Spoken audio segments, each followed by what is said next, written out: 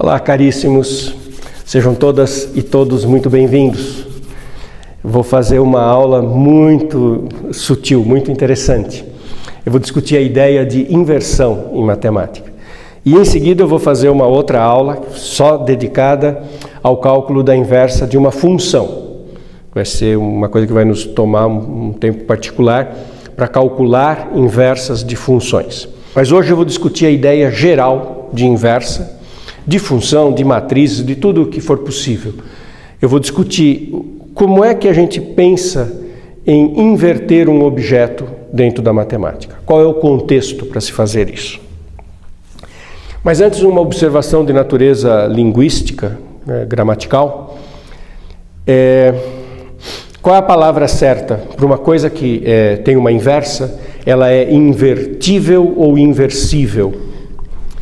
Eu aprendi na escola, e a maioria dos livros de matemática fala inversível, mas a norma erudita fala em invertível. Há alguns anos atrás, um grande professor de matemática do Brasil, modelo para todos nós, ele em várias palestras, aulas, ele chamou a atenção desse fato, que todo mundo usa inversível e que inversível está errado, que o certo é invertível. E inclusive eu já vi matemáticos procurarem professores de português, de gramática, e fazer essa pergunta, mas afinal qual é o correto? Eu já vi então pessoas que são profissionais especializados em língua portuguesa dizerem o seguinte: a norma culta diz invertível, mas a palavra inversível, ela foi tão usada, está nos livros de matemática com tanta frequência, e é tão usada pelas pessoas, e como a língua é uma coisa dinâmica, a palavra inversível acabou sendo aceita e deixou de ser considerada errado. Então, estou fazendo só esse comentário para vocês se situarem. Alguns dicionários dos melhores de língua portuguesa não trazem inversível, só trazem invertível. Eu gosto mais do invertível, mas eu aprendi, quando eu era criança, inversível. Então, muitas vezes eu distraidamente falo inversível, tá? Mas, enfim, vamos em frente. Sabe qual que é a ideia de inverter uma coisa em matemática? É uma coisa assim, você precisa ter o seguinte contexto. E aí é uma ideia bem geral. O contexto tem que ter uma operação mais um elemento neutro.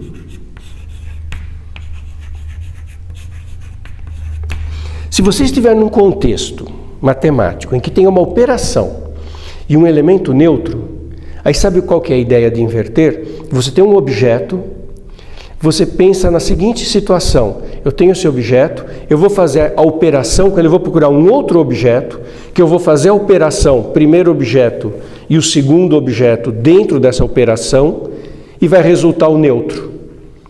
O neutro é aquele que não é perceptível dentro da operação. Se eu tenho um objeto, faço uma operação e obtenho o neutro, de alguma forma eu anulei o primeiro, eu inverti o primeiro. Então essa é a ideia de inversão. Deixa eu dar alguns exemplinhos para vocês. Um exemplo bem simples que nós não chamamos de inversão ocorre quando nós estamos com a operação de adição e o elemento neutro é o zero. Então, nas operações de adição, seja de número inteiro, seja de número racional, real, número complexo, quando a gente tem a adição de números e a gente sabe que o zero é elemento neutro, então quando eu vou olhar para o número 4, se eu somar o número menos 4, eu obtenho o zero, que é o neutro. Então o 4 é o inverso aditivo do número 4, o menos 4, desculpa. O menos 4 é o inverso para a adição do 4. Nós nem chamamos de inverso, né? No caso da adição, a palavra oposto, ela predominou tanto que nós não chamamos isso de inverso, nós chamamos de oposto. Poderíamos chamar de inverso aditivo, mas nós acabamos chamando sempre de oposto. Outro exemplo, produto, uma operação que nós temos no conjunto dos números. Quem é o elemento neutro do produto? É o 1. Então, o que é inverter alguém na contextualização do produto? É algo assim, quem é o inverso do 5 é o 1/5. Porque se eu operar 5 com 1/5 pelo produto, isso resulta no 1, que é o neutro. Então, o inverso do 5 é 1/5. Isso vale para número real, para número racional, para número complexo, para todos os números em que eu tenho um produto e o neutro, que é 1. Outros contextos. Matrizes. Matrizes, a gente tem a operação de soma de matrizes, mas não é essa a operação fundamental de matriz. Inclusive, eu fiz um vídeo que está no canal sobre a origem, do aparecimento das matrizes. As matrizes aparecem com a operação de produto. E quem é o elemento neutro no mundo das matrizes, pensando na operação de produto? O neutro é a matriz identidade.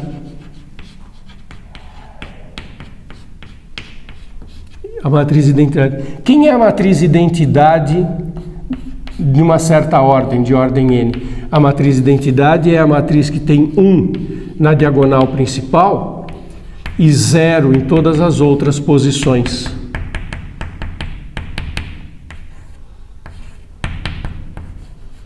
O elemento neutro dentro do contexto de matrizes, na operação de multiplicação, que é a operação relevante no mundo das matrizes, é a matriz identidade. O que é inverter uma matriz? Então a gente diz que a matriz B é a inversa de A.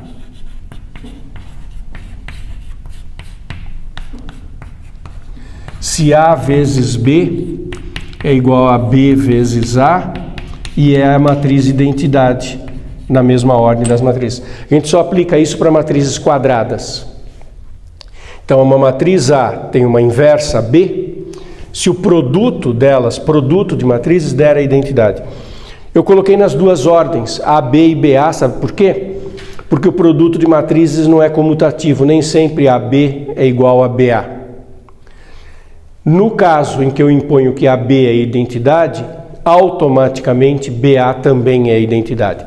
Então não precisaria ter posto as duas aqui. Mas então, o que é inverter uma matriz? Faz o zoom no contexto. Produto e matriz elemento neutro, é identidade. Então a inversa é a matriz que multiplicada pela primeira dá identidade. Outro contexto importantíssimo. Funções. Bom, operação. Você pode somar funções. Você pode fazer produto de funções. E vai ter uma ideia de inversão. Mas qual é a operação mais elaborada, mais profunda no mundo das funções? É a composição. Então, quando a gente vai falar em inversa de uma função, a operação, que é a operação relevante, é a composição, composta de funções. E para a composta, quem é o elemento neutro? Quem é a função neutra? É a função identidade. Quem é a função identidade? É a função que manda x em x. F de x igual a x. Então, o que é a inversa? Quando é que G é a inversa de F? G é a inversa de F, se F composta com G é igual a G composta com F, e é a identidade, ou seja, da X mesmo. Mesmo comentário. Normalmente F composta com G e G composta com F não dá igual, por isso que a gente coloca as duas vezes ali, numa ordem e na outra. Mas se numa ordem dá identidade, na outra dá também. Então, inverter uma função é procurar uma outra função que compondo da identidade. Essa é a primeira parte dessa conversa. Nós vamos continuar. Mas então, fechando essa primeira parte, o que é o conceito de inversão em matemática? É a seguinte ideia: olha se no seu contexto tem uma operação significativa, relevante, e um conceito de neutro. Inverter um objeto é achar um outro objeto que, se você opera ambos, reproduz o neutro. E é isso que ocorre em todos esses casos. Por isso que não é em toda parte da matemática que a gente tem inverso. Na geometria, a gente não tem operação com polígonos. Você não soma polígonos, você não faz nada com operação com polígonos. Então não existe o inverso de um quadrado, porque não tem operação e neutro. Existem contextos em que tem operação, mas não tem o neutro. Para quem já estudou álgebra linear, conhece o conceito de vetores. No mundo dos vetores, você tem várias operações possíveis entre os vetores. Você pode somar vetor, você pode fazer produto vetorial, você pode fazer produto misto, pode fazer produto escalar. Existem várias operações com vetores que são possíveis. Mas em nenhuma delas forma esse caso de ter a operação e o neutro. Então a gente não tem a ideia de vetor inverso. Vocês nunca ouvem falar do inverso de um vetor, porque não tem o contexto vai com neutro. E, bom, extrapolando para outros mundos matemáticos, operadores, transformações, vai para coisas cada vez mais gerais.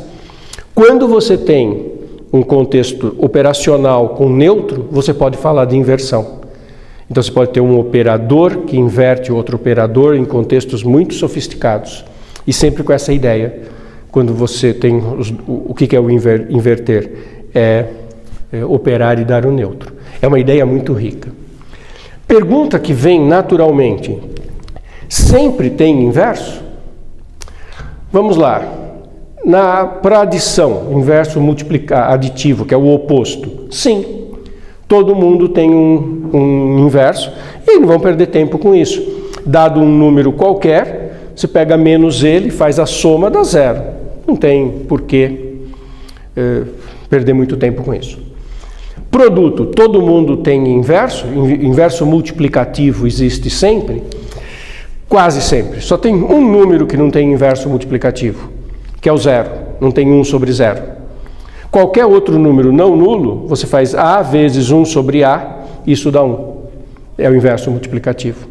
Então, inverso multiplicativo tem para quase todos os números, só não tem para o número nulo. Isso vale para número real, para número complexo, é sempre possível fazer 1 sobre o número desde que ele não seja nulo.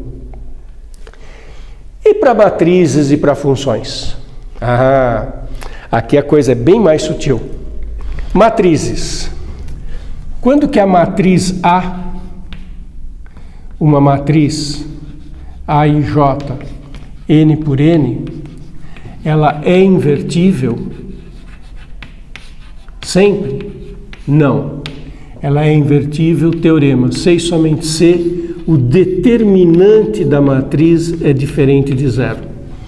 Então, veja só, tem um critério de invertibilidade de matrizes que tem a ver com o determinante da matriz. Se o determinante é diferente de zero, a matriz é invertível. Se o determinante é igual a zero, a matriz não é invertível. Não vou demonstrar esse teorema, mas eu vou convencer vocês de que ele é verdade. Pega um exemplo simples, vou fazer esse cenário no contexto das matrizes 2 por 2. Pega a matriz quadrada ABCD.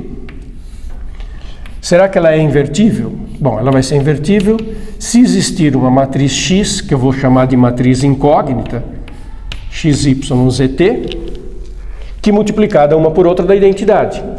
Então, o que eu quero saber é ABCD. Então, ABCD são dados, tá? Pensa que o ABCD são números dados.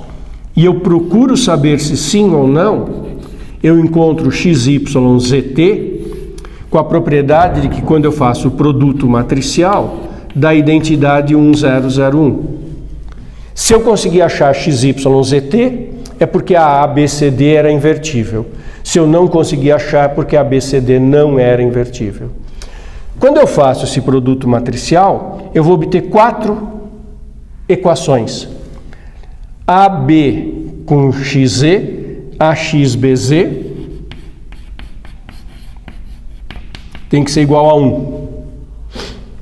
E também eu vou ter AYBT sendo igual a 0. E eu vou ter CD com XZ, CX mais DZ igual a 0. E CYDT igual a 1. Obtenho 4 equações que eu separo em 2 sistemas, um sistema nas incógnitas XZ, outro sistema nas incógnitas Y e T. Se eu conseguir resolver esses sistemas, eu acho XYZT, isso significa que a matriz original era invertível. Tudo funcionando, hein? Agora, será que eu consigo resolver esse sistema? Lembra que XZ são as incógnitas, que eu quero saber se existem ou não. ABCD são os dados do problema, é a matriz dada inicialmente. Então, ABCD estão dados. Peraí, mas isso é um sistema nas incógnitas XZ? Tem o teorema de Cramer. Quando é que esse sistema tem solução? Se o determinante da matriz ABCD é diferente de 0. Então, olha assim, pela regra de Cramer, eu sei que eu consigo achar XZ se o determinante de ABCD for diferente de 0. E a mesma coisa vai acontecer aqui para achar YT. O mesmo determinante, ABCD. Quer dizer que eu acho a matriz inversa se o determinante da matriz dada for diferente de 0. Extremamente sutil. E aparece teoria de sistemas lineares por trás. Então, a conclusão, nem sempre uma matriz é invertível, só as matrizes que têm determinante diferente de 0. Poxa, e funções? Toda função é invertível? Não. Uma função f do conjunto A em B é invertível se somente se f é bijetora. Bom, alguns comentários sobre a palavrinha bijetora. Existem alternativas, a gente pode falar bijetora, bijeção ou biunívoca. São sinônimos. Dependendo do autor, do professor, ele usa uma palavra ou outra. Bijetora quer dizer que ela é ao mesmo tempo injetora e sobrejetora. Se a função tem esta propriedade de ser bijetora, ela é invertível. A demonstração é simples, quer dizer, convencê-los é simples. A demonstração precisa de uma redação com algum cuidado. Mas pensando na ideia simples de funções, quando a gente associa elementos, né, A, B, observa só. A priori, para ter uma função, ela não precisa ser sobrejetora. Então, nem todos os elementos aqui precisam ser atingidos. E a priori também você pode não ser injetor, né? Você pode ter 2 elementos distintos chegando no mesmo. Agora imagina que eu vou fazer a inversa. Eu tenho a função de A em B e eu quero fazer a inversa de B em A e que seja uma função que desfaça o que a primeira fez, que é composta de identidade. Então, para eu definir a função do B para o A, primeira coisa, não pode ter elemento sobrando aqui. Todos têm que ter sido envolvidos na F, ou seja, tem que ser sobrejetora. Se ela é sobrejetora, todo mundo daqui se relacionou com alguém, então eu consigo, dado um daqui, associar com alguém de lá. E como ela é injetora, cada um daqui está associado com um único daqui. Então eu pego no B, todo mundo foi envolvido porque é sobre. E todo mundo foi envolvido com um único porque é injetora. Então eu consigo definir uma função que desfaz o que a primeira fez. Simplesmente reverto todas as flechinhas. E aí eu tenho esse teorema, que uma função f é invertível se e somente se ela é bijetora. Inverter funções é super importante. Então eu vou interromper essa aula por aqui e vou fazer uma aulinha só para falar de inversa de funções. Tá bom?